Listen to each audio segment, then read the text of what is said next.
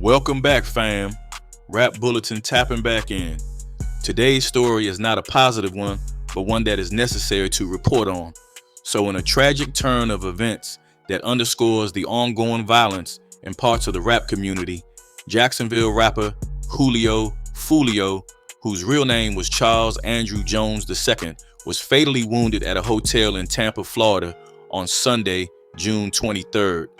The 26-year-old artist was known for his association with the Jacksonville gang, which has been embroiled in a violent feud with the rival gang led by another prominent Jacksonville rapper, Yungeen Ace. The Tampa police reported that they were called to the scene at a local hotel where they found two vehicles with several bullet holes in the parking lot. 4 individuals were injured in the attack, and 3 of them received treatment at a nearby hospital.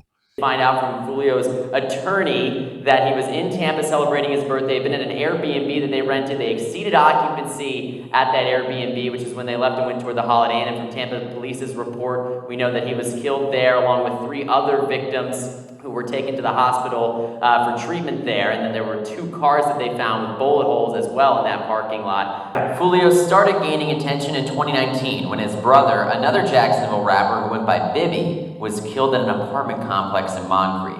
In July 2020, the rapper was shot in Houston, famously posting during his recovery stating, "Y'all miss 100 shots."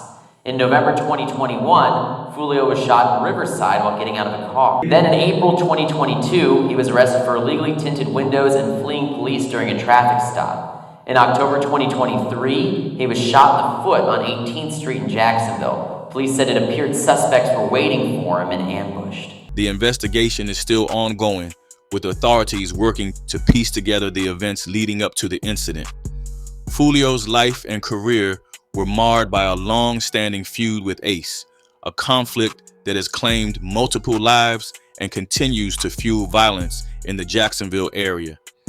This rivalry can be traced back to a series of violent incidents, most notably the retaliatory attack in June 2018, which targeted Yungeen Ace following the passing of Julio Foolio's cousin, Zion Brown. In this tragic event, Yungeen Ace was celebrating his brother's birthday at a town center restaurant when he was ambushed. Ace survived despite being hit 8 times, but 3 others, including his brother Trayvon Bullard, 18, were fatally wounded. Now, in the aftermath of this incident, the animosity between the 2 rappers escalated. Both rappers have been known to taunt each other publicly, often referencing the passing of loved ones on both sides in their lyrics and online posts. You always on my mind, you always on my mind. Now Melvin with that eye. Baby, ooh, I smoke. Tiki, ooh, I smoke. Keep in mind that before drugs, guns, popularity, and money became so important, they were just kids seeking acceptance and recognition from each other and from the greater community. Wappo and all, they used to be in my videos. And to those who truly see, this is even apparent when they appear to taunt each other. This is a stark reminder of the devastating impact of gang violence and the toxic rivalries that often permeate the community. His passing not only highlights the personal loss for his family and fans, but also underscores the broader societal issues of gang violence and the urgent need for intervention and conflict resolution. As authorities continue their investigation into the circumstances surrounding this tragic event, the community is left grappling with the ongoing cycle of violence that has claimed yet another young life.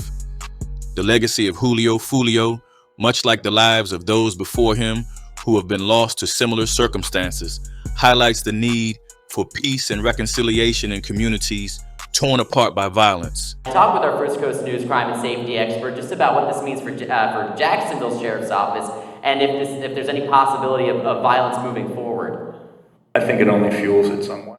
And they see how successful he might have been and how much money he was making. You know, you end up copying him a little bit and carrying on his image a little bit, They already did so much damage to each other. Just quit the violence. Like, we don't want to get into this, and especially when we live close to your block, that's not real good. And also, I feel like y'all need to stop all this violence talking about each other's dead relatives. Because I know in some part of your heart, you feel messed up. If we get any updates on this story, we'll be sure to tap in. Until then, stay safe and hit that like button like it got a switch on it.